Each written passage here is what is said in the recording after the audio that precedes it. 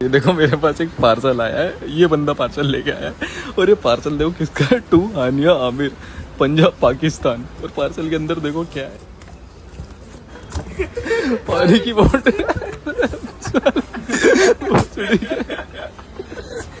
নয়াদিল্লি ঘোষণা দিয়েছে ভবিষ্যতে পাকিস্তানে এক ফোঁটাও পানি যাবে না।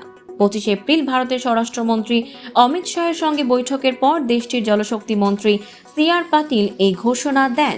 এই ঘোষণার পরই শুরু হয়েছে এক ব্যতিক্রমী ঘটনা। জানা গেছে ভারতের একদল হানিয়া আমির ভক্ত পাকিস্তানের এই জনপ্রিয় অভিনেত্রীর কাছে উপহার হিসেবে এক বাক্স পানির বোতল পাঠিয়েছেন।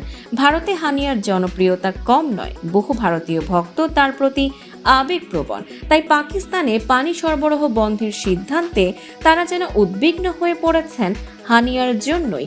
সামাজিক মাধ্যমে ছড়িয়ে পড়া একটি ভিডিওতে দেখা যায় কেউ একজন রসিকতা করে একটি পানির বাক্স পাঠাচ্ছেন হানিয়ার উদ্দেশ্যে।